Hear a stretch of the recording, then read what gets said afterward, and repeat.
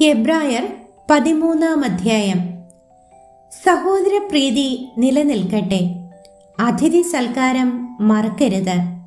അതിനാൽ ചിലർ അറിയാതെ ദൈവദൂതന്മാരെ സൽക്കരിച്ചിട്ടുണ്ടല്ലോ. നിങ്ങളും തടവുകാർ എന്ന പോലെ തടവുകാരെയും നിങ്ങളും ശരീരത്തിൽ ഇരിക്കുന്നവരാകിയാൽ കഷ്ടമനുഭവിക്കുന്നവരെയും ഓർത്തുകൊള്ളുവിൻ. വിവാഹം എല്ലാവർക്കും മാന്യവും കിടക്ക നിർമ്മലവും ആയിരിക്കട്ടെ. എന്നാൽ ദുർനടപ്പുകാരെയും വ്യഭിചാരികളെയും ദൈവം വിധിക്കും. നിങ്ങളുടെ നടപ്പ് ദ്രവ്യാഗ്രഹമില്ലാത്തതായിരിക്കട്ടെ. ഉള്ളതുകൊണ്ട് തൃപ്തിപ്പെടുവൻ. ഞാൻ നിന്നെ ഒരു നാളും കൈവിടുകയില്ല, ഉപേക്ഷിക്കുകയുമില്ല എന്ന് അവൻ തന്നെ അരുളി ചെയ്തിരിക്കുന്നുവല്ലോ. ആകയാൽ കർത്താവ് എനിക്ക് തുണ, ഞാൻ പേടിക്കുകയില്ല. മനുഷ്യൻ എന്നോട് എന്ത് ചെയ്യും എന്ന് നമുക്ക് ധൈര്യത്തോടെ പറയാം. നിങ്ങളോട് ദൈവവചനം പ്രസംഗിച്ച് നിങ്ങളെ നടത്തിയവരെ ഓർത്തുകൊള്ളുവിൻ. അവരുടെ ജീവാവസാനം ഓർത്ത് അവരുടെ വിശ്വാസം അനുകരിപ്പിൻ. യേശുക്രിസ്തു ഇന്നലെയും ഇന്നും എന്നേക്കും അനന്യൻ തന്നെ. വിവിധവും അന്യവുമായ ഉപദേശങ്ങളാൽ ആരും നിങ്ങളെ വലിച്ചുകൊണ്ട് പോകരുത്. ആചരിച്ചു പോന്നവർക്ക് പ്രയോജനമില്ലാത്ത ഭോജന നിയമങ്ങളാലല്ല, കൃപയാൽ തന്നെ ഹൃദയം ഉറപ്പിക്കുന്നത് നല്ലത്.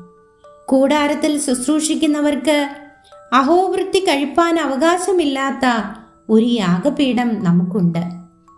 മഹാപുരോഹിതൻ പാപപരിഹാരമായി രക്തം വിശുദ്ധ മന്ദിരത്തിലേക്ക് കൊണ്ടുപോകുന്ന മൃഗങ്ങളുടെ ഉടൽ പാളയത്തിന് പുറത്തുവെച്ച് ചുട്ടുകളയുന്നു. അങ്ങനെ യേശുവും സ്വന്തം രക്തത്താൽ ജനത്തെ വിശുദ്ധീകരിക്കേണ്ടതിന് നഗരവാതിലിന് പുറത്തുവെച്ച് കഷ്ടമനുഭവിച്ചു. ആകയാൽ നാം അവന്റെ നിന്ന ചുമന്നുകൊണ്ട് പാളയത്തിന് പുറത്ത് അവന്റെ അടുക്കൽ ചെല്ലുക.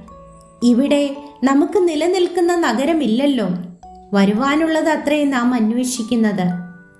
അതുകൊണ്ട് അവൻ മുഖാന്തരം നാം ദൈവത്തിന് അവന്റെ നാമത്തെ ഏറ്റുപറയുന്ന അധരഫലം എന്ന സ്തോത്രയാഗം ഇടവിടാതെ അർപ്പിക്കുക. നന്മ ചെയ്യുവാനും കൂട്ടായ്മ കാണിപ്പാനും മറക്കരുത്. ഈ വക യാഗത്തിലല്ലോ ദൈവം പ്രസാദിക്കുന്നത്. നിങ്ങളെ നടത്തുന്നവരെ അനുസരിച്ച് കീഴടങ്ങിയിരിപ്പിൻ.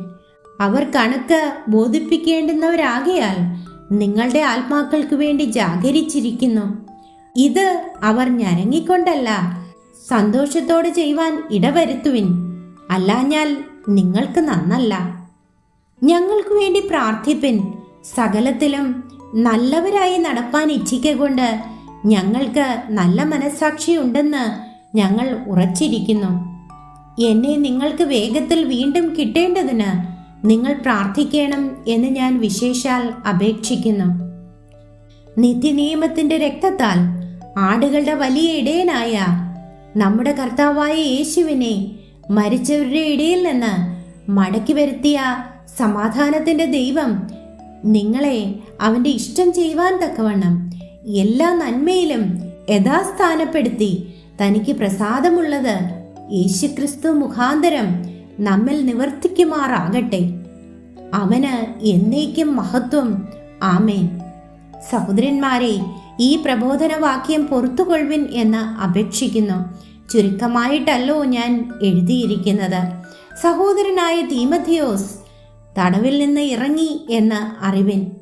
അവൻ വേഗത്തിൽ വന്നാൽ ഞാൻ അവനുമായി നിങ്ങളെ വന്ന് കാണും. നിങ്ങളെ നടത്തുന്നവർക്ക് എല്ലാവർക്കും സകല വിശുദ്ധന്മാർക്കും വന്ദനം ചൊല്ലുവിൻ. ഇതല്യക്കാർ നിങ്ങൾക്ക് വന്ദനം ചൊല്ലുന്നു. കൃപ നിങ്ങളോട് എല്ലാവരോടും കൂടെ ഇരിക്കുമാറാകട്ടെ. ആമേൻ.